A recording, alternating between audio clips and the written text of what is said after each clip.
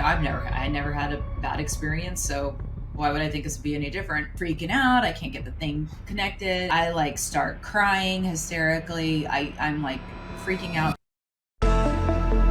Welcome everyone, this is Ascension Podcast. Today we're going to be talking about trip sitting, do's and don'ts. I'm Pat Mitchell, with me is Adam and Jen. This is what we're going to be talking about today. We're going to go through a list of our experiences and our views on what a trip sitter should do and should not do. So how you guys doing this morning? Oh man, we're doing great, Pat. How are you? Good. I'm good. I'm great. It's early, but I'm ready to rock and roll. I think this one's really good because it's funny. Just for research for this, I kind of had to chuckle to myself, and I just knew it was going to be full of information that is just like, oh man, because in this space, the psychedelic space and plant medicine space, there is a lot of information that it's almost like it's put together by kids. It's not put together by adults or by responsible people just in general. It's a lot of nonsense is what it is. So I think maybe we'll start with that. We'll go through the WikiHow site and we will take a look at their trip sitter do's and don'ts. And then we are going to go from there. I think this will be interesting. Okay, so this is on a really reputable site. It's a site that a lot of people would use. And because it's reputable, they look up how to do plumbing, how to change a light bulb, whatever people need a hand with, they go to this site. And just scrolling through, number one, do some research, which obviously you definitely should do some research on the medicine that whoever you're sitting for is taking so that you know. But the first thing that I would say with that is you should probably already know and have experience with this type of medicine. So then you understand how it moves, how to navigate certain moments. But again, it doesn't hurt to brush up on that. So not too much I can say about that. Know about the 5 levels of the psychedelic experience. And it's funny, they actually mentioned the book that I recommended for this is Timothy Leary's book, which he didn't write it himself. There's other writers in there. But the Psychedelic Experience, a manual based on the Tibetan Book of the Dead, which is great. I will mention that again. It really helps you navigate, especially ego death and that. So that is something that is really good. But going through, ensuring that the user schedule is completely empty. And yes, I mean, that should go without saying. You really want to make sure that, your schedule is open. Like you can't be leaving and it's like, well, I'm here for an hour. That's all I had. And then you bail and you leave your loved one stranded, which is not something you should ever do. Again, number 4, create proper set and setting. We actually just did an episode on set and setting, and set refers to your mindset, and setting refers to your physical environment. So that's a good one. If you guys haven't watched that one, go check that out. And now this is where I start taking a little bit of, have some problems with it. So remember, this is for the person that is trip sitting. This isn't the tripper. And the way that this question is framed, or the point is framed, it says, consider filming the experience. Well, that's not, number one, that's not up to the sitter at all. That would have nothing to do with the sitter. You're there as kind of like an impartial person, right? Like it's not about you. It's about the person that's about to go on this journey. And I don't know what your guys' views are on filming. I've talked about this before. I don't think that that's necessarily a great idea, because it will, it can definitely turn your attention to that, and it can make you really aware that there's a camera on you, and you really want to be in a very freeing mind space. What do you guys think about that? Me personally, I would not like that, because I would in the back of my mind, I know that I would know that I'm being recorded, and I don't think you could reach that. I mean, for me, I don't think I could reach that deep level that I need to, because I would always, in the back of my mind, be thinking about there's a camera pointed right at me, you know? Mm-hmm. So that's kind of my take on it. I don't know how you feel. Yeah, I mean, 100%. I mean, I could understand the novelty of it, but to me, it's nothing short of interference. The whole goal is to become as purely state of mind as possible and free ourselves from any forms of interference. And I think electronics and other than headphones and music is inevitably going to have just interfere on levels you probably can't understand or imagine. So yeah, I agree. Just camera out of the room. I don't know. Again, the novelty of it makes sense because I can later go back and watch myself and see it. But I think there's a cost that will come from that that's not worth it. Yeah, I think so too. And I think limiting electronics while you're in these spaces are huge. There's already, we're bombarded by so many frequencies, noisy frequencies, Yeah. that we really shouldn't be when we're in these experiences.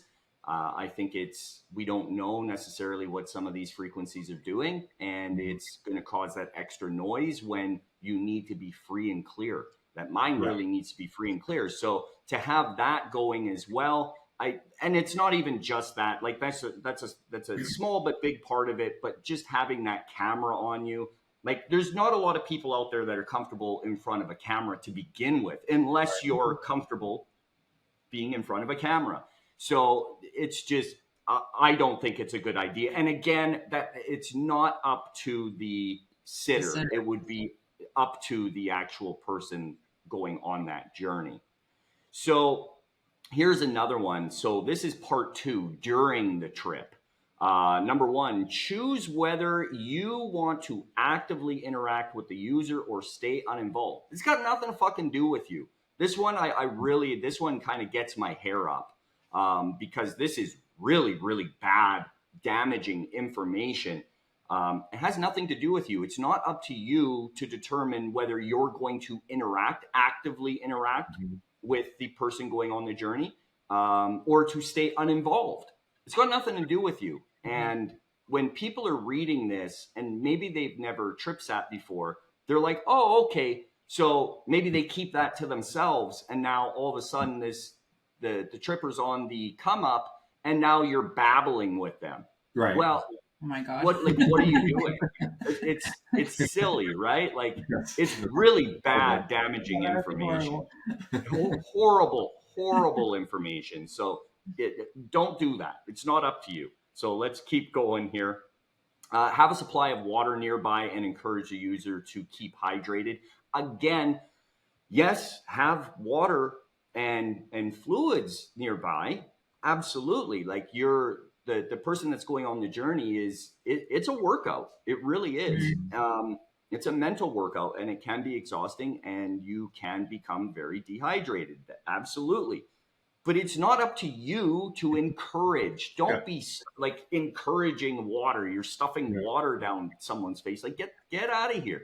Like that would be so annoying. I wouldn't even know what to say. Yeah. Like that would immediately put me in a bad headspace because it's like, why? Like you break it. I don't even know what you're trying to give me right now. Like this, you can tell that this is really written by someone that has never went on a psychedelic experience. Yeah, it's terrible. Completely. It's horrible information. You're going to encourage the user to drink water. Well, at that time, maybe they don't know what water is, and maybe you need to give them some bloody space. So bad idea. Now, my favorite one, anticipate the munchies by preparing food. Munchies? Oh, okay. Yeah, and it's like they're telling you to have savory foods like pizza, sandwiches, and chicken wings are sure to enhance the experience. Enhance what experience? So you're trying to do work, and now you want someone to stuff poison down their fucking gullet. Like, what is going on here? That's why I wanted to show this. This is just... Yes, you should anticipate that the user will be hungry after, but savory foods like pizza and chicken wings. Like, what the fuck, man? No, And the Like, munchies, it's not pot. Yeah, I mean, no. it's like exactly. like what are you gonna It's have, like Funyuns, and it's like it's not the exactly. munchie. It's so ridiculous. It's like, was this written by a child? Like, Yeah. I'm starting to wonder. No, you need whole foods. You Yeah. need, yes, yeah. I mean, because you should go into this in a semi-fasted state, Hmm. because absolutely. so inevitably you will come out hungry, but you need to nourish your body, not Yeah. poison it. Yeah, you just did some work trying to get better, be better, do better. And now you're just going to poison yourself. You're going to There's a put, Big Mac. yeah, exactly. It's like, yeah, go grab me a bag. Have a bag of McDonald's ready. Yeah, that's Yeah. real great. Such nonsense. Yeah, like I said, this is one of the reasons why I wanted to, or we decided to start the episode like this. And because this is really horrible information. Here's another one, number 4. This is another one that's just horrible. Intervene if the user feels a bad trip coming on. Well, no. Again, your job isn't to intervene at all whatsoever. And a user feels a bad trip coming on, like so now what? Now you're gonna sense things. Like, it's the way this is framed. It's opening up a doorway of a person that the trip sitter being extremely intrusive. Mhm. And Right. this is where I'm having a major hard time with this little article. It's horrible.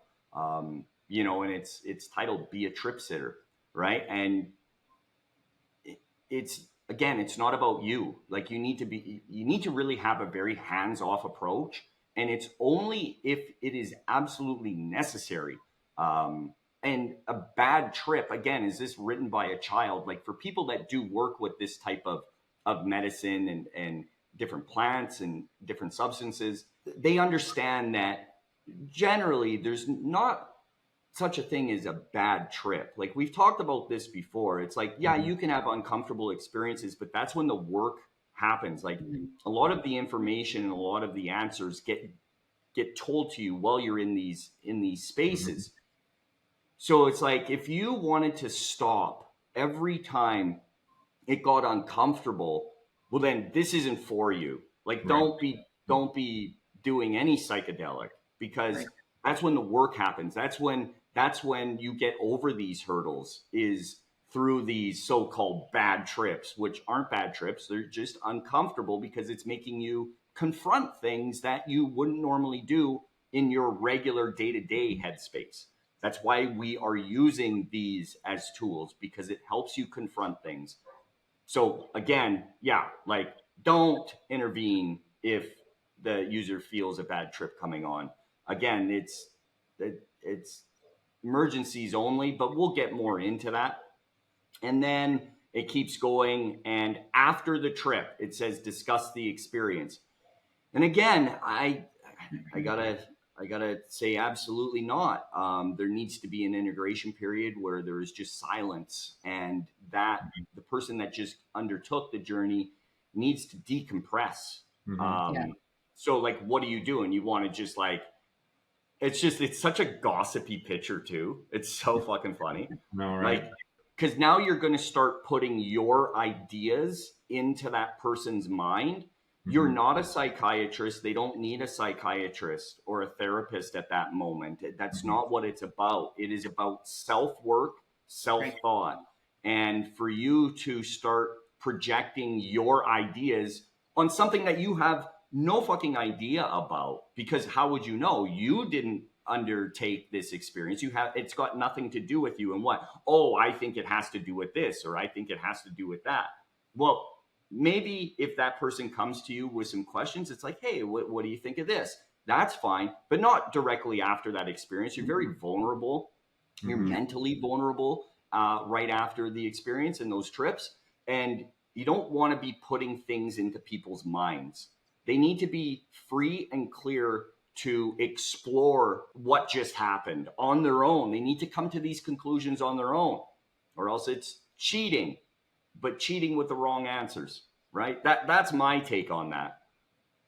Yeah, no, I definitely agree with that. And that's something that, I know in the last episode we kind of talked about where, Jackson was considering, just kind of doing him with a friend and chit chatting, and I'm like, for me, I'm interested in what the teacher has to say and what lessons I'm going to learn, not like have a bro chat, because it's like if you, like with Adam and I, even as a couple, we're both using these to grow and try to get past plateaus and roadblocks, and it's like, and Adam actually has a tendency to get a little chatty.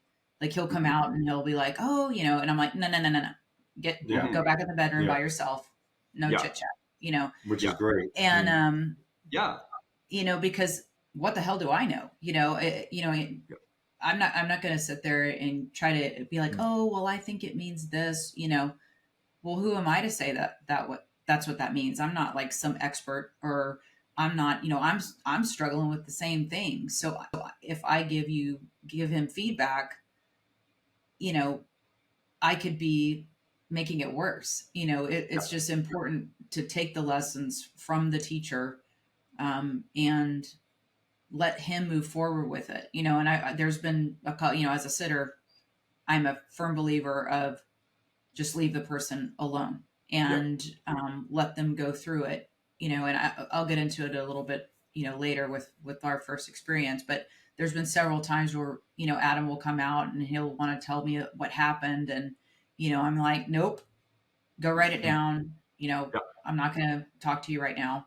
And he's like, oh, okay. So, well, yeah, because you don't want to, because now a conversation is going to start, right? Yes. Right. And then once that conversation starts, well, Adam or you, whoever's just coming out of that experience, is super vulnerable to any suggestion. Mm-hmm. And it doesn't matter how strong mentally that person is, they are open to suggestion at that moment. So you're going to say, oh, wow, like, what if it had to do with this? Or, oh, that's got to mean this. Whatever it is, right? Mm-hmm. And then it's like, oh, maybe it is.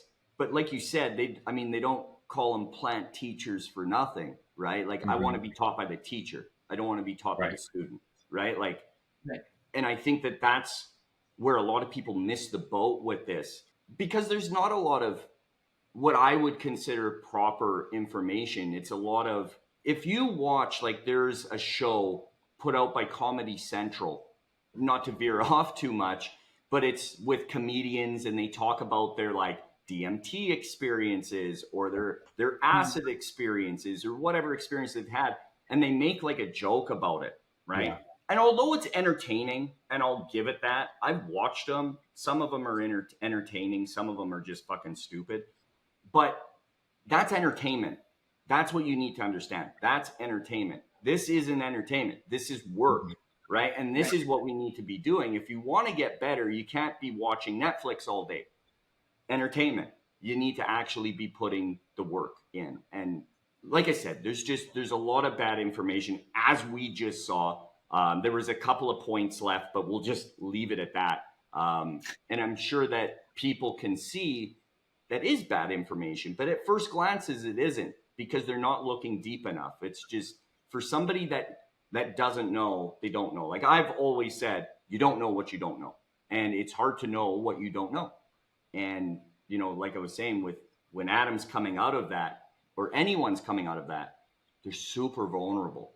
And we don't want to be putting our thoughts or our ideas, our interpretation into their minds at all. You need to be very aware of that. Like I would say that is the biggest thing that you could take away from this episode, even though we ain't done yet. That's going to be the biggest thing. Like, just don't intervene. Like, don't put your own thoughts or ideas into that person's mind. That's not good at all. Yeah. So what did you guys think about that list, just in general? I think it's going to really set someone up for getting absolutely nothing out of the experience, and probably going to discourage them from trying it again. It's like, if you're, to me, if you are going to, with me personally, if I'm going to have anything that's kind of negative happen, it's going to be during the come up. And so if you're like intervening, you're just going to I mean, unless it's, I'll tell a story about something that happened to me, which is relatively minor, but that person is just not going to get anything out of it. And that's kind of, that's actually sad that that stuff is out there, It because is sad. Yeah, and it sucks that it's out there because, like I said, it's from a reputable, but for the majority of people, that's a very reputable site where they would actually be going for information. And it is sad. It sucks, and it's one of the yeah. things, one of the reasons why, I started Costa Rican Cubes. It's banned on YouTube. They took that away from me. It was the fastest growing mycology channel ever, and it was documenting just growing mushrooms naturally out on my farm here in Costa Rica. And I Mm-hmm. wanted to use that to educate people while I was going out and foraging and just give them kind of a no bullshit take and an adult take on things and how to use this and this and that. And, it's a shame that information got taken away because I've received so many emails, so many messages, so many just comments of the amount of change that people have had just by watching that, changing their view on things, and it's a shame that there isn't more solid information out there. Like, I've talked about this show on this channel on YouTube, Psych Substance. He basically is just, I don't know. I find it's just like it's damaging. Now, some of it's entertaining. It's entertainment. Again, it's entertainment. But a lot of Yeah. the information to me, it's damaging. It's someone that abuses these drugs for the sake of content. That's what it Mm-hmm. is. And because he has, last time I looked, it was like 1.8 million subscribers. That's a lot of reach. And it's a Mm-hmm. shame because people are going to, for the ones that are looking for information, they're going to turn to someone like that because subscriber count equals relevancy, Credibility. Credibility, equals, yeah. like knowledge. And it doesn't. It's entertainment and it's a circus and people enjoy a circus. And I understand that. I enjoy a good circus from time to time. But when we're actually trying to do some work, we need credible information from credible people that are looking at this correctly and not like a child, right? Mm-hmm. So Mm-hmm. I think now would probably be a good time to just get into our thoughts on the trip sitting do's and don'ts. So I'll just ask you guys, why would we have a sitter? What, like, if you could just like a blanket, if someone's asking that question, maybe it's like, well, why do I need a sitter? Well, I think there's two categories that this comes into. It's if it's your first time and you have no experience, I think that's critical because you don't know what you don't know and you can't anticipate what you're about to experience. And so the role of the sitter, and I'll just use the term in case of fire break glass, it is a resource to tap into only at the most extreme moments of conflict and you need a way out. And Yeah. then that's where the sitter can come into the scene. And also, of course, if you're gaining experience and you're looking for higher doses, you're back in the same situation as the first time. You're going into territory where you just might be beyond your knowledge and experience. So having that sitter is always there as your backup. And having the sitter there alone, knowing you have a backup, can give you the fortitude to withstand unexpected moments and as you push through the barriers of accepting truth. So to me, that's really why a sitter is such an essential part of taking these plant medicine journeys in a way that you get the most out of them and you don't hurt yourself by, having someone who's imposing on your experience. They're just a backup, right? A way to hit the eject button on the jet if it's crashing to the ground. That's all you really want to use it for. Yeah, for me, it's just kind of like knowing that, if you have a camera sitting there staring at you, you would know that. But it's just a tether. I know in the back of my mind, and going into this, okay, none of this stuff. I think that's what people can kind of start getting screwed with a little bit is they start saying, this is real, this is really happening to me, and they kind of lose that tether. And for me, it's just like I know that Adam is there on the other side of the door. And if something happened and I called out to him, he would come in the room immediately. And it just kind of makes you feel safe. You know, you're just not there all alone, you know, if something did happen or whatever. So, you know, with that being said, you know, there's only been one time that I've done that, you know, Mhm. and I think as far as we actually did a lot of studying into, you know, we watched some shows about using psilocybin to treat, you know, PTSD and other things like that. We watched several shows and we kind of saw what they did, and we just kind of mimicked that. You know, it was a very like clinical environment. You know, with that's where we got like the mask and the Yeah. headphones, and you know, having a candle, and for me as a sitter, that's my job to make sure that everything is perfect. You know, I make sure Adam has an extra blanket. I make sure he's got, you know, we do, you know, I put water in the room. I put a glass that's already poured and another big bottle there. You know, I take care of all the food, and, you know, I make sure everything is perfect for him. And then once he goes in, that's it. I don't have any contact with him. We completely shut off the door. Well, and while she's doing that, the person who's not the sitter, I'm getting in a meditative state. You know, I'm trying to calm my heart rate. I'm thinking about what I'm about to go through.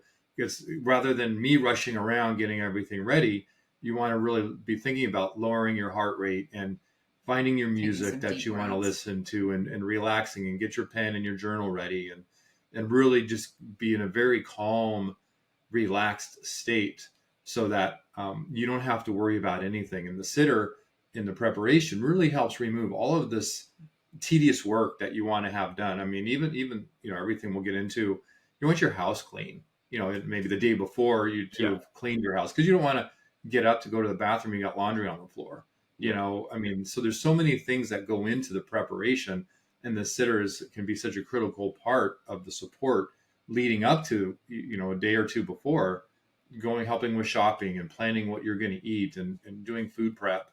You know, really making this a ritual that is sacred, that is not just, oh, I got 20 minutes, let me gulp down some tea, you Yeah. know, throw on some headphones, and then off we go. Yeah. um, you didn't do that right. Yeah. It is a very kind of a pilot and co-pilot way to fly the ship together. Yes, it And when is. the sitter is in the co-pilot part of the jet, and you're in the pilot seat, that co-pilot can really make all the difference in the world. Yeah, because the pilot needs to focus on setting the course for that Right. trip, Mhm. right? And that's Right. how I use that word. Like I know it gets thrown around a lot, and I I have problems with certain words that get used as well. But for me, like the tag tripper is someone that is going on a trip. You are Yeah. going on a Yeah. journey. You're the voyeur, right? So Right. that's Mhm. how I like. I do know what Adam's saying, and I don't want to veer off too much, but those words, there's certain words that bother me as well. And I just wanted to like touch on that because, yeah, I do use the word tripper, but it's not like the word tripper that gets thrown In a around. hippie sense. Yeah. Yeah. Yeah, it's like you're Right. going on a trip, you're going on a journey. Yeah. Like you're about to take off, right? Like you're Yeah. going somewhere else. I'm going on a trip, right? So that's Right. I just wanted to touch on that because I know like and I think that's kind of one thing that gets kind of thrown around in this space too, or there's a lot of different words for a lot of different things. And I think almost keeping the language basic, something that people are used to as well, is important because I know in a lot of these circles, they have their own language. And that to me can be very overwhelming and it can be a big fucking turnoff for a lot Hmm. of people. Now, I live down here in Costa Rica on the Guanacaste coast, and there's a lot of hippies around here. And they have, it's like their own language and it's very pretentious. And Hmm. I'm always very aware of the words I use when it comes to this sort of stuff because it can be very pretentious and it does turn people off. So that's why I generally just err on the side of like, that's a word and a saying that most people would know and understand. And it's not something that's like, well, pretentious, right? It's just so that's why I say that. And just like Adam, I have issues with certain words as well because it degrades the process. Mhm. Right. So, and that's why it's like you do kind of have to be careful with the words that you use and choose. I agree with that 100%. You know, when people call these shrooms, I don't like Right. that, right? That Yeah. takes away from this. And yeah, I've said it, but it depends on who I'm talking to. If I'm trying to get Same here. Yeah. across to someone that is just starting out, that like that's how they know them, later on down the road, I might correct them, but it's not about correcting to be a pretentious asshole. It's just they're bigger than the word shrooms, Exactly. right? Yeah. And just like this is bigger than the word trip or tripper, Right. it is bigger Exactly. than that. But to Yeah. get through to the masses or the people that are would be watching this, I think that's why I like to keep it basic like that. But to get back to the brilliant point that Adam and Jen just made about pilot and co-pilot, that's what it is. The person that's going on the trip, they need to focus on that and only that. It's Right. your job as the sitter to not just show up and just fucking sit there. You got to be on the ball. And I think that kind of leads into the next point is like choosing the right sitter. Yeah. And a lot of people will just choose somebody because maybe it's their girlfriend, maybe it's their boyfriend, maybe it's a friend, maybe it's a parent, maybe it's a brother or sister, maybe it's the next door neighbor that you kind of know.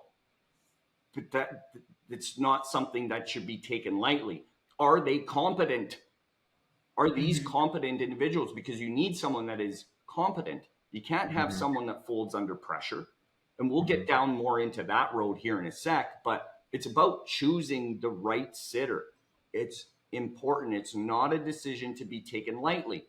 And a lot of people will. It's like, Right. oh, I'll just get my wife to watch me. Well, does she know anything about this? Have you Does she done care? research together? Like, these are all things that you kind of need to know.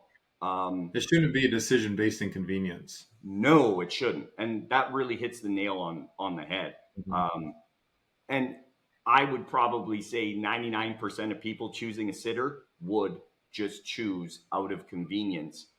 And it's going to get you, I don't want to say like, I think the odds of something horrific happening are extremely low, depending on the Hmm. substance, but with mushrooms especially, it's extremely low. But when there's a chance, why not be prepared? Because Right. when shit happens, and it can happen with these, you want to make sure that someone does have your back. You don't want it in the back of your mind. Like Jen said, she uses the sitter as a tether. That's her safety net. That's her blanket. She knows she's safe because she has Adam there. Adam's a competent person. She knows that no matter what, like no matter what fucking happens, Adam's there. Adam's got her back. There's not a single situation that could ever pop up that Adam couldn't handle. And that's what you Mhm. need. That needs to be in the back of your mind. It's a part of set. It boils down to set. It is how you are going into this. And again, it's not something to be taken lightly because a lot of this stuff is going to be working on a subconscious level. So you need Hmm. to get down into your subconscious and let your subconscious know that you're safe. Right. And it's about every decision that we make. There's none of this that should be taken lightly. This is important. It's important work, right? It'd be like showing up to work without, I don't know, if you're a carpenter without a tape measure. Well, then you're that guy Right. borrowing that fucking tape measure on the job site and you're a journeyman carpenter. Well, that ain't going to fly very long. And it's probably going to get you into trouble. And you can't have that. What are the attributes of a sitter in your guys' mind? Like, if you could give like even top three, top four attributes of a successful sitter candidate, what would they be? Well, I would say for me, someone that has the capability to kind of organize stuff and and be nurturing and caring, but also not over Yeah. nurturing and No, caring. no, I can't mean, have like that. Yeah. you can't be. And that's something that for me, I realized. I was talking to Adam this morning about with men's experience. The sitter would have a tendency probably because I mean, men said he was crying so hard he was like dry heaving. Hmm. You know, that would be, you know, if Jen would have been his wife, his also name is Jen. Um, if she would have been there as his sitter, she probably would have come in the room and been like, "Oh my God, are you okay?" But that would have absolutely Oh, snapped him out of that, and he would have gotten nothing out of that. Mm-hmm. that, So you have to be strong enough just to be like, and with us, there hasn't been anything where, you know, we're going. You know, I've cried in, you know, while I'm getting the lesson, but it hasn't been, you know, I don't want to make people think that every single time you do this you're like hysterically crying or there's something bad that you know, the sitter has to sit in the other room like, you know, it's not something that no. typically happens. But you know, Min's experience was extremely intense, Mhm. because he obviously needed to deal with his father's passing.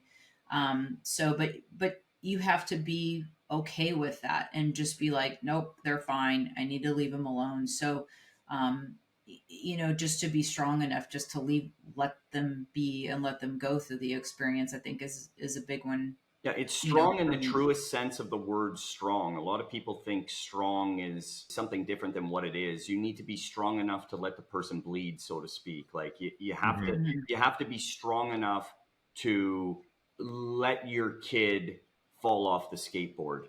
You know, Right. I guess that Sure. would be an analogy there. Um, Mm-hmm. like you have to let that person not make mistakes, but it's like it's on that level. You see the mistake that's about to happen, you gotta let it happen. Not so much Yeah. in a sitting aspect, but just like to take from, you know, your real life or your kind of outside life to bring it into this. That would be the way I would put it. Is you have to be a legitimately strong person and understand that they're going through things, that this is that right at that moment where you want to intervene. That's when that lesson's happening. Hands off. Yes. Mhm.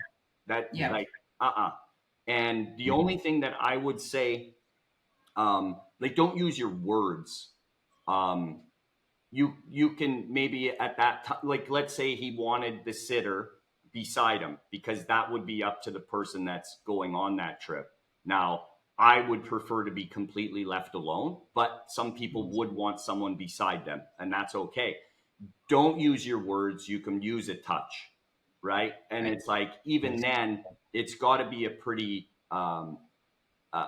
intense situation to even do that. And there might be some people that would disagree with that, but it depends on the person that's going on that journey as well. So again, it Mm-hmm. boils down to really knowing that person. But it's a real hands off approach.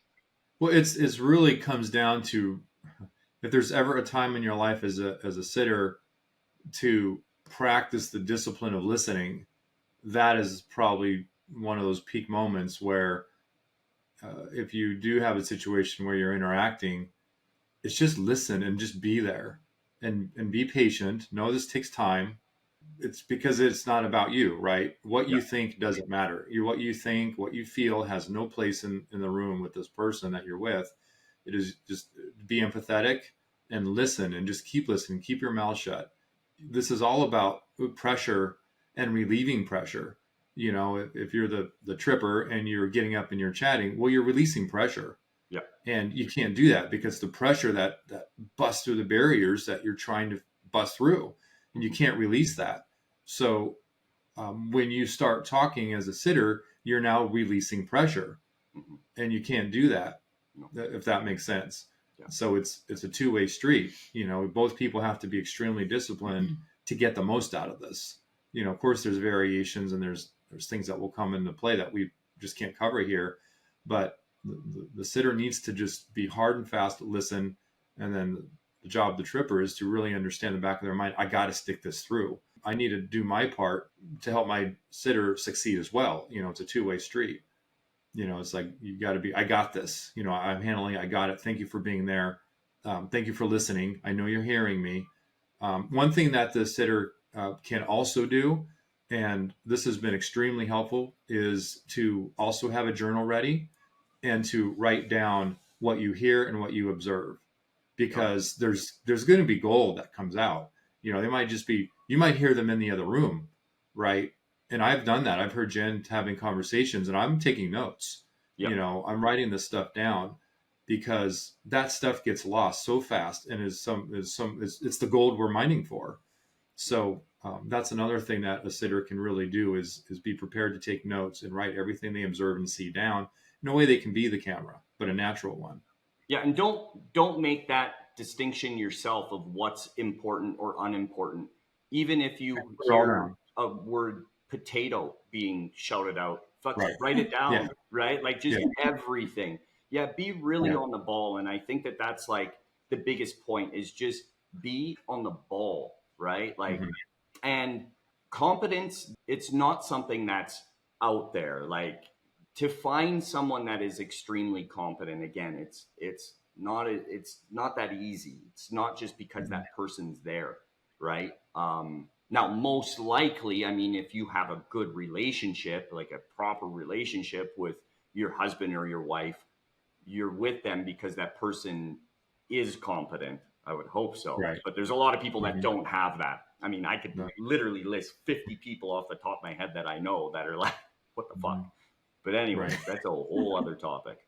But generally speaking, I would hope people that are going down this road do have that competent partner or at least Mhm. somebody that they can use as a sitter because yeah, it's important stuff and to just really be on the ball. And this is can maybe lead us into the story, unless you have anything else on Nope. this, Pat, about what does happen when you get relaxed. And it's just like taking a trade. That's when you get relaxed and comfortable because you get a little experience. That's when things can happen. I mean, we talked in the last truth behind the trade how when you start out trading, you just are in this state of flow because you're super focused. You're not playing around because you're learning and you're focused. Well, this is the same kind of situation where you might try it out and you're super focused. You're paying attention. Listen to us, perhaps. The second or third or fourth time around, you're like, okay, I got this. You go in, take your tea, and I'm going to go get some work done. And this has happened to us. This is why we have Yep. experience because we have made mistakes. And we took it very lightly. It was kind of routine. And Jen was gonna Of course, it had to be me. yeah, she was going to um, just just go through a particular journey, and I'll let her tell you what happened next. Well, typically for me, like I said, if anything happens to me, it's always kind of during come up. After come up, I've never had anything but really wonderful healing experiences. So I don't want people to like think that there's going to be some, terror thing that's going to happen to them because No, but the, it's, the come up can typically be intense because that's when not. you're breaking through to a whole different reality. It's a different headspace. So that's absolutely Yeah. understandable that that's when things can happen. Yeah. Right. And I tend to, have I'll get some anxiety because it's like your brain's just kind of, trying to figure out what's going on. And we were very just kind of like, we're like seasoned professionals, no big deal. I go in there with my headphones and, we were just, I never had a bad experience. So why would I think this would be any different? So I went to go put my headphones on and they were not, and I started with the come up hit me and I couldn't get the headphones to connect to the iPad Hmm. no matter what and that sounds relatively minor, but, But it and isn't so at that time. It I isn't. started having like almost a panic attack Well, she because, should be meditating, right? yeah, She should be I'm relaxed like and freaking out. I can't get the thing connected. And so I like start crying hysterically. I'm like freaking out because usually it's the music. If I can listen to the music and I'm like, okay, you're cool, just breathe, Yeah. and then it's fine. But I couldn't get past that, and I started kind of freaking out. So Adam, comes in the room. He's like, oh my God, and he was in here working. So he didn't know that I was having this whole thing going on. And it wasn't till I like started crying, and like freaking out. And I was like, and so he came in the room. So he was able to obviously get the headphones connected, but I was just really freaked out. So he, poured a bath, put me in the bath and, just like, okay, just cool, just breathe. And he sat there with me until I was okay. And then, but it got off to a really, really bad start. And I can honestly say I didn't get anything out of, so it was kind of a waste for me to even do a trip or whatever at that point, because I didn't really get anything out of it. I never fully recovered from that where I could, have a normal, like learning experience. So, that was a huge lesson for us not to just, and we haven't, ever since then we are very like mechanical with everything we do. Are the headphones connected? Does it play, the music you want? Is that on there? Because that's something that can really direct the rest of the time. If you're listening to kind of relaxing, like, I want to say like spa music, but you know what I mean? Like that kind of Yeah. no words, No words, yeah. Yeah, and then all of a sudden if For Whom the Bell Tolls by fucking come on. Metallica starts playing or something. Yeah. Freaking Inner Sandman, you're screwed, it's gonna go a very different way, so we make sure that all that's, taken care of since. But if I didn't have Adam there, that would have really sucked for probably 4 or 5 hours. So Well, and part of what happens here is there's a lot of anticipation. We're all different, and Jen is in the anticipation world, and it is a little bit more, I don't know, nervous. Mm-hmm. I don't know if that's the right word in her mind. So going into this, the anticipation of learning, the anticipation, okay, because you don't just, this isn't something that like, oh, let's go watch a movie. Usually we plan this, we're talking about it a week or two in advance. Yep. So there's a couple weeks of anticipation. I'm going to take a day out of my life for this. I'm going to take all of my other responsibilities. I'm going to mentally set them aside. I'm going to do all of the food prep. We've got everything ready. So there's a lot of serious anticipation that goes into this moment of deep learning. And then because the headphones weren't properly connected, I mean, it's just like, imagine you're going to ask someone to go to get married and you have all this anticipation. And then like, on the day you're going to do this, some idiot crashes into your car or something. And it's like, oh man, it's just ruined everything. I can't do this. So it's not like it's a massively, horrific bad trip. It's just a simple emotional disappointment that follows that.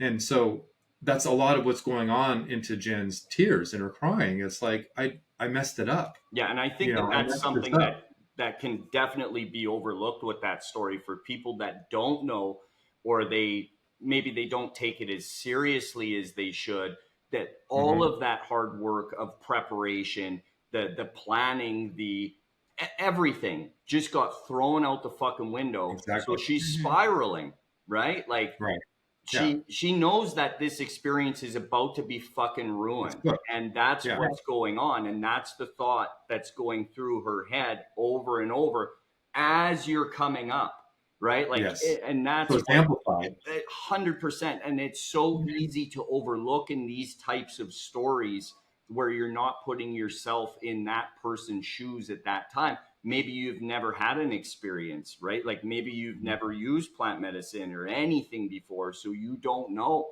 But it's like, that's how on the ball you need to be. And it comes down to same thing with your trading. When your ego creeps in, because that's ultimately what it is. And what the problem was with this, you got too fucking comfortable, you got too good, right? And then you got smoked. It's the same thing. And that's why like these lessons are so beautiful when it comes to relating them to your day trading and your day trading to this. They go hand in hand. It is a beautiful symbiotic relationship, man. Like they are one. That's what it is. And it's even hard explaining, certain methods or ideas to new traders as well, because you don't know what you don't know. If you haven't had an experience like this and went through, weeks or days of preparation, and then it gets thrown out the fucking window, like it sucks, right? So plus these are, for a lot of people, they're hard to come by. So just Yeah. imagine you got some, you spent a lot of money, and maybe that's all you have. Yep. So there's just so many elements of why it's not, why we have to take this and treat it as professionals if we're going to get the most out of it and not treat it recreationally. See, and that's something that I need to think of and keep myself grounded on. I'm spoiled. I have 3 horses and 3 cows now, about to have 4 cows. Okay. That's 7 animals that produce substrate. And I live in a country that they have wild Psilocybe cubensis, and they are amazing. For those that have seen my videos or pictures before, it's like a scene out of Alice in Wonderland. You cannot step foot on my 83 acres just on that one property, never mind the other properties, and not step foot on a Psilocybe cubensis. I sometimes forget that. I forget how abundant they are for me and how easy they are to come by. And what Adam just said about, maybe there's some of you that like you don't know where to get them, or you finally stumbled across them. And yeah, to waste the opportunity, or something happened. It's not like you wasted the opportunity. It's something that was out of your control. But you know what? A great lesson came out of it. It showed Adam and Jen not to let that slip. Don't get caught slipping, right? And that's what happened. And yeah, it's a great lesson for everyone. Like, be disciplined. Even in this, just be disciplined. Be disciplined with everything that is important and serious, I guess, right? Right. A lot of people take this shit real lightly, like real lightly, and it's gonna catch up. And I've seen a lot of that down here too, where I've had a friend that was extremely close, like loved the guy, and I mean, when you start doing things like Bufo every single fucking day, or Cambo every single day, some toad venoms, it's not going to be good. It's, and it's like, because you got comfortable, your ego crept in. And it's funny. We've talked about, Adam and I have talked about this, and I know this is about trip sitting, but I think it's important to mention on every episode, this stuff is serious and you need time to integrate afterwards. And it's very easy. And I've noticed it a lot with people that are supposed psychonauts. They're the worst for ego. You're supposed to be working on that.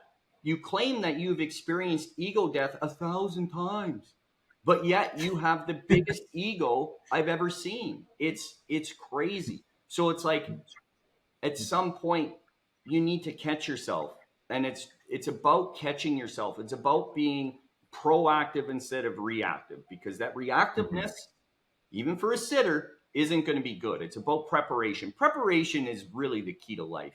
If you can be prepared, man, you got this shit licked, because being prepared means you're at least one step ahead. If you're at least one step ahead, maybe if you could be 2 or 3, now you really got it made. The preparation is on you. If you're just going to just show up, maybe this isn't for you, right? Exactly. You really need to take care of that person, because they have other stuff on their mind. They need to mentally prepare for this. Exactly. It's a big undertaking. It's something serious. And I know we keep saying that. We're not trying to be your fucking mom or your dad, but it is important, because a lot of this information that is out there and the content that's out there it's telling you to just fuck, no big deal, just drop 5 tabs Order of some fucking dominoes, acid, or do this, do that, like no big deal, right? But it is a big deal. And I find that that's very big with the DMT space, because you can get in and out of a trip in 10 minutes. And I think that that's a real big problem with certain substances require more preparation on paper, but they all should be requiring the same amount of preparation, no matter what substance. I mean, Iboga, you're in that space for 3 fucking days, and it's generally a nightmarish trip. You know, there's different preparation for things, right? Like, you know, and people aren't thinking about, you know, necessarily medication interactions and all of that. And that's future episodes. But, you know, preparation's just, it's big. And no matter what substance you're going to be using as your go-to, right? Yeah. Mushrooms are generally about 6 hours, could go as long Mm-hmm. as 8, 9, 10, depending. I know that the pumpkin hillbillies, those are a good 8 hours, solid 8 hours, and it's a pretty strong peak for that time. Mm-hmm. You know, it just depends on the type of mushroom. I mean, they're all Psilocybe cubensis, but for the most part, anyways. But the different phenotypes of them, and Mhm. know the type of mushroom that you're taking. If you don't know anything about it, ask someone and make sure they're going to give you legitimate advice too. Um, you know, I think now to just like really hammer those points home about the do's and don'ts, maybe we could go through those again, and just like make sure we hit all those key points.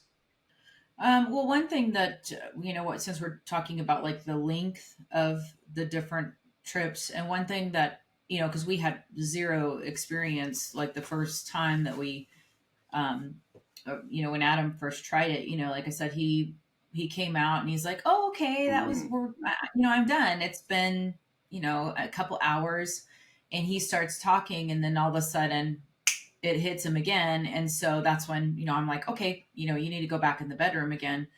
So that was one thing that we've really learned. They come in waves. It's not a continuous like 6 hours or whatever. You can, you know, get up and go to the bathroom. You can have, you know, like, you know, like I said, usually I'll have like some trail mix or crackers, you know, stuff for him. You know, you can have a snack, drink some water. You do get thirsty because, I mean, it, when you're done, it literally feels like, I know men said, I feel like I sat there and read the entire encyclopedia. You know, yeah, your brain just feels Well, it's rewiring itself. very yeah, tired. You know, it's like you've literally been studying for the bar exam for 24 hours straight yeah, or whatever. yeah. You know, so that was something that I just wanted to point out for any sitter. You know, it's like if you think that the person is done, they come out, they start chit chatting. You know, be aware it's probably it comes in waves. They're not done. You know, so you need to try to kind of, okay, that, yeah, that's nice. You know, like I said, I do really try not to talk, you know, at all. Mhm. I don't even want to hear, you know, what the experience was at this point. You know, he just needs to be in there with himself. So there, for me, you know, Adam does kind of want to talk about it, so I just kind of, you know, shuffle him back in the bedroom. But um, Yeah, I think that that's a really, really good point. I kind of forgot about that, and we did want to touch on that. That especially with mushrooms, with LSD as well, it comes in waves. Now, I don't have a lot of experience with mescaline and some others, but mainly those two. It's going to come in waves, and you're I think going you're to done. definitely feel like you're completely out of it. You're almost at mhm, like a 100% sober mind. It Yeah. might right. not be over yet, so that the sitter should not be leaving just because you were good for 15 minutes, right? Right. Right. Like it can definitely come back, and you don't want to leave the person that's in that experience on their own. Your job is to sit, so just Mm-hmm. sit, um, and make sure that this person's fully come out of it. They're fully good to go, and yeah, I think that's a really important point because it I does mean, come that's in some waves. of the best. Some of the best revelations come during the come down Yeah, experience yeah, because that's when your brain is starting to put things together and make sense of what just happened. During the peak of the experience, you're starting to reassemble your reality. yeah, And so that's why it's so important as a steader to encourage the tripper to retain isolation, yeah, because now you're processing. yeah, You know, you watch the movie, now you got to go sit and figure out what in the heck it is you just watched. yeah, They're two different stages, yeah, and don't sit there and discuss what you just saw with your sitter and sitter, you know, do what Jen does, shuffle them back in, because that's where the education is. yeah, You know, you went on the adventure, Now what did you learn? So they're definitely two stages. And then that come down experience is, the afterglow can be some of the most beautiful, enlightening parts, and it might be worth going if you can, if you have a nice yard or to during, this is maybe several hours later, still try to be alone and go out and walk around in nature and listen out there and what you hear and what you see and really stay in a state of introspection. Mm-hmm. Yeah, I fully agree with that, because you're going to peak, like the come up is going to last about 30 minutes or so. You're going to peak for, potentially a couple hours after that. And then the remaining time are those waves of kind of in and out. When you're out. And that's right. What Adam's talking about, like with going outside. I'm a huge fan of that. I enjoy doing most of my trips outside. Now I don't, and we've talked about this before, I use these as more of a reset, because I've kind of already reached a certain stage where I've got to where I wanted to go, but there's obviously more work to do. So I do plan on doing a little more heavy of an experience here very shortly, probably within the next month or so. Maybe we'll hit those points now. So the recommended do's and don'ts, I'm just going to kind of rattle them off and go through them. I think if something piques your interest, just cut me off, guys, and say what you're going to say. So don't interrupt during emotional peaks. We've covered that. That's very important. Let them go through it. Just, you got to be strong enough as a sitter to understand that that's where the work is getting done. Even if there's crying and sobbing going on, don't intervene. Leave them full alone. Only be there when you're called out for help. Yes, like if that person is asking for help, you need to help them. Okay. But when you do come in, don't be flying in the room like you're fucking some nurse on an emergency room. Like, don't be doing that. Like, just calm, easy, fucking easy. Don't come in waving your hands and talking with your hands, and don't be crazy at that point. Like, nice and easy. Make it worse. Yeah, exactly. Remain distant, but don't ignore. This comes in waves, like we just discussed. It's not over when you think it is, and that's a really, really good point. We'll want to get up and start talking. The work is not done, so make sure, like Jen does, shuffle that lunatic back in the room. He's pretty big to shuffle too. He's 6'5", so need to allow time to do the work and not let things work out themselves out. Yeah, it's that time, that integration time is really important. And I know this is about trip sitting, but a lot of people will ask the question, well, how often should I do these? And we have touched on this. I think for myself, twice a year, every 6 months. Now, if you have lots of work to do, it's fine to do it more, but you need to give it a proper amount of time. Like, personally, I think it shouldn't be done any more than every 3 months. Maybe you could get away with a couple of months, but that's just my personal opinion. I mean, everybody's different. I think the key to that is just give enough time in between these journeys, because they're really important. And you're going to notice stuff that's going to come up 6 months from then, that it's going to hit you. Fuck, that's what was going on there. It's funny how it works. Remember, we are, for the most part, we're all city slickers. We weren't raised in the jungle. We're not used to this stuff. And the war on drugs really set us back for the last 80 years, whatever it's been, too fucking long. And so we have very little experience with this stuff. And it's important that we get back to it. I do believe so. Just take it easy with it. And, every few months, every 6 months, personally for me, microdosing every day for me.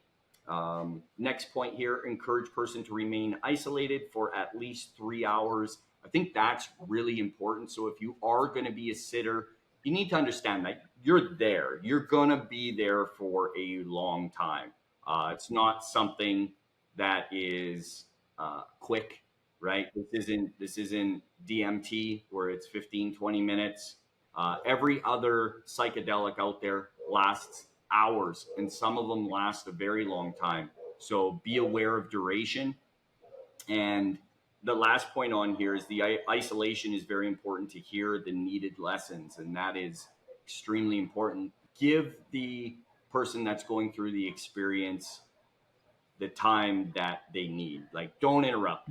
I think, like I said, that's probably the biggest point to all of this. Don't interrupt. Don't be intrusive. Leave them alone. You are there for emergencies only. And I think we didn't necessarily cover emergencies, and I would like to cover and touch on emergencies.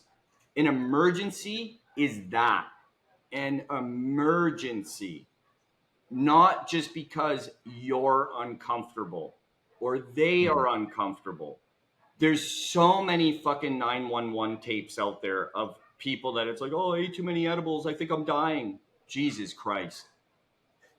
You're not gonna die, okay? Like, people need to do some research on these substances and realize that unless you ate your body weight, you're not gonna die.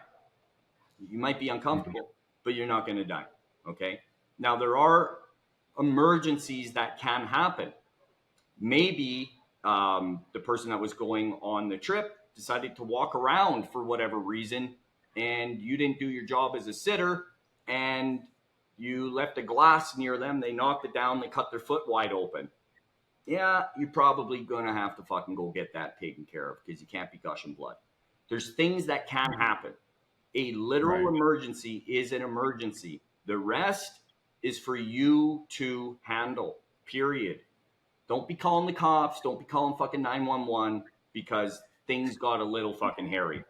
Emergencies are emergencies.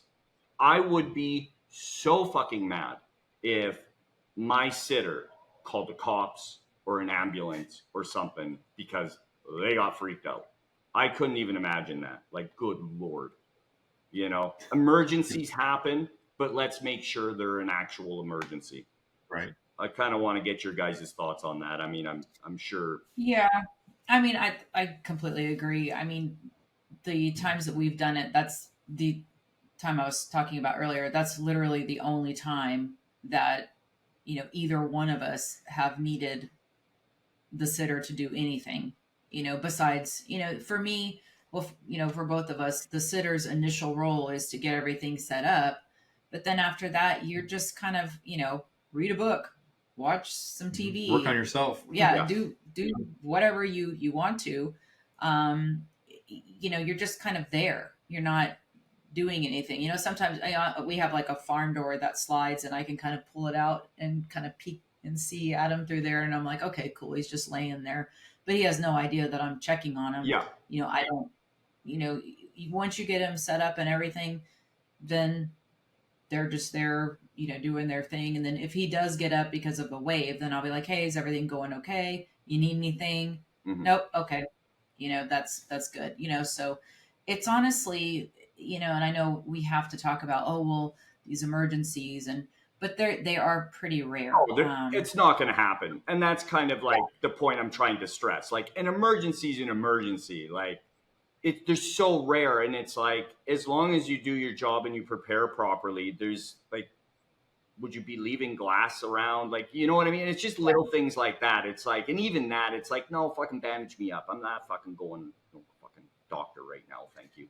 But I mean, it's like, could you imagine that setting? Oh my God. No, but that'd be terrible. Yeah, I mean, shit can happen, but it's like, I don't want people to get the impression that it's going to happen. It's like, the odds of something horrible happening are so slim.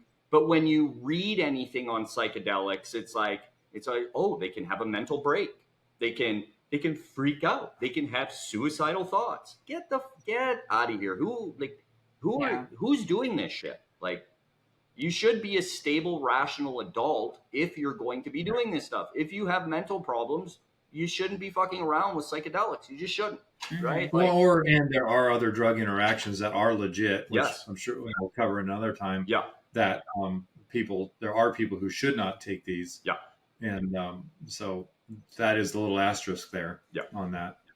Especially if you're on, and we will cover that, but I might as well just say it just because we're on the topic. Like, if you're taking any MAOI inhibitor, oh yeah, Right. don't be taking Mm-mm. these alkaloids that'll last so long and it'll be very intense. Like, you can end up on a trip for days. So that's Exactly. probably the most major one, Right. that I would say. So if you're on something like an MAOI, don't don't be taking these at all. Like, full stop. No, that's a hard no. No. But again, that's something for people to do their research on, and I think Right. an episode on that would definitely be warranted, because I think there's some things that are out there that maybe people wouldn't think would be an interaction. They can be interactions, and definitely something to talk about.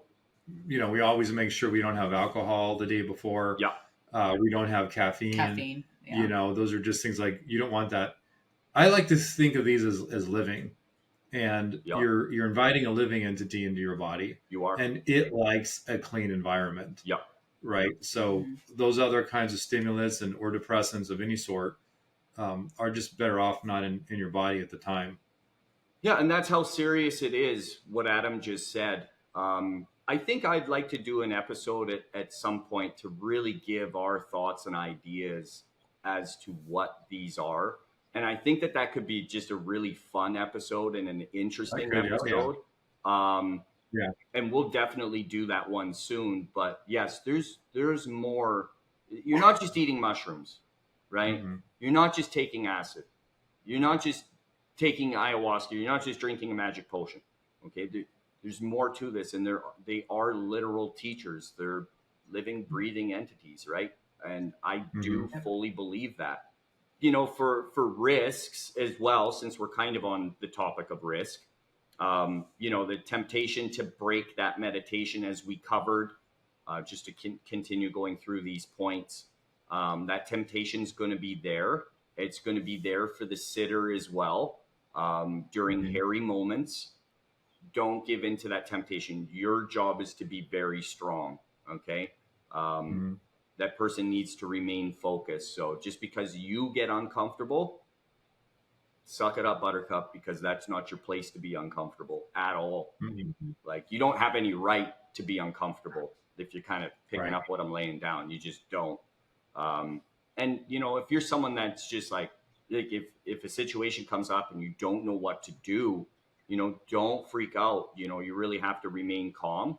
And, I think that's why, like, a podcast like this and, a potential community, which is what we would love to do with this, is have a way where people can reach out, maybe not so much a 911, but something along those lines. Maybe if shit hit the fan, like, Right. I mean, I'm sure there's people that we would help, as well as, designated others that would give you sound, personal experience.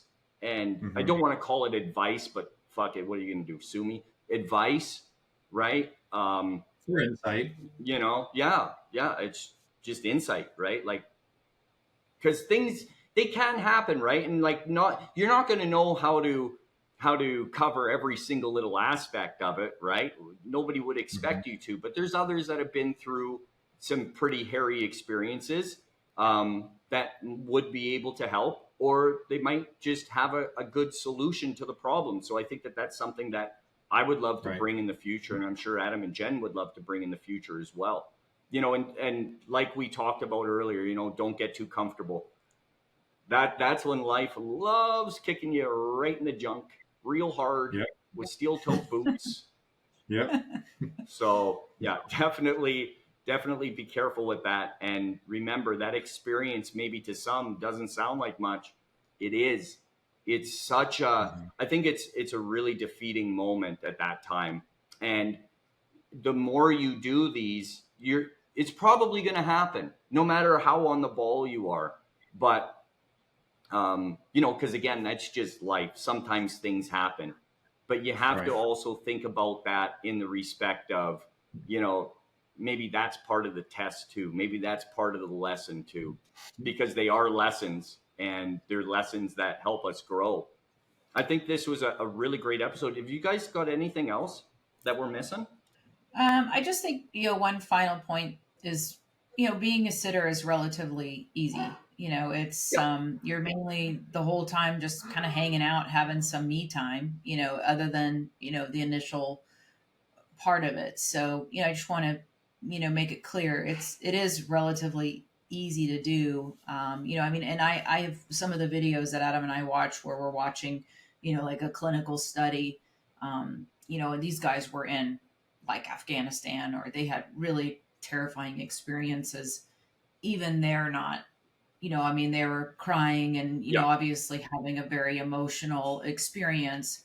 But even, and I doubt there's probably very few of us that have had something like that happen, where Mhm. even they didn't have an emergency Right. break glass situation. They Exactly. were able to get through it, and they're like reliving the actual Childhood abuse, moment. Yeah, real abuse. like Yeah. childhood sexual abuse. Like I said, the guy with the PTSD that was in Afghanistan. I mean, he's like reliving the battle again and talking to his buddies that died. And even he didn't have an emergency Yeah. break glass situation. So, if you're prepared, you get everything set up. The rest of the time, you're just kind of chilling out and reading a book. And, if, like I said, if I hear Adam talking, and I talk a lot because I actually, talk to what I'm being shown. I have very pretty deep experiences, but Adam will write notes of what I'm saying just in case I forget. So if you hear anything, that's always a cool thing to do. But um, and it's just it's a really helpful and just caring thing to do for this person, and it's very healing. So I really, for me as a sitter, I try to think of everything that I can do, not only to say, like, just to say, hey, I want this for you to be Mhm. the best possible experience that you can have because I care for you, Yeah. and just let them go into that Mhm. Yeah. feeling that way, Yeah. That's instead great. of like, you're, oh, here, have, good luck, here's some Doritos and a Dr. Pepper or whatever, Chicken wings, yeah, Yeah. chicken wings, pizza. oh, thanks. Yeah, yeah. So, for me, it's a way to kind of, send them off on their Mhm. journey, Mhm. saying, I care what happens to you, and I care that this is a good experience for you, and I believe that helps, It absolutely does. Yeah. so 100%. that's why I like to try to do all that prep work for him, Yeah. Absolutely. And again, I think the biggest takeaway is hands off. Um, you know, don't just please don't be going up asking them if they're okay every 10 seconds. Don't do that. no, There's just certain no. things just don't do. They're fine. They're fine. Sometimes it might Mhm. not look like they're fine, but they're fine. They're okay. They're just going through, they're working through their shit. Let them work through their shit, right? Just leave Mhm. them completely alone. It's an easy job. It's pretty hard to fuck up. So just let people do their thing, and everything will be fine. You know, we've given you a couple of extreme examples or analogies. They're just to let you know, like, things can happen, but the odds of them happening are very low. You know, these aren't something to ever be feared. This is a part of us. We've been using these as a race forever, forever. You know, don't be afraid of this. This is nothing to be afraid of. We should be embracing it more and more and more. It's important to evolution and growth as a society as well. They're bigger than what people make them out to be. And that's what we're trying Mhm. to do with this. We're trying to educate people what we believe is proper education, and to not be afraid of these, to not treat them like it's a circus act, and to Mhm. take them serious. And if you do, they're going to be good to you and they're going to help you. That's our ride or die. That's our bestie. That's our co-pilot as well, so to speak. Are these Mhm. medicines? They're there for a reason, and when used properly, sky's the limit. and they can only help you. So I think I'm going to wrap this one up, folks. Thanks, Adam. Thanks, Jen. Thanks to all of Thank you you, watching this. And until next time, guys, adios.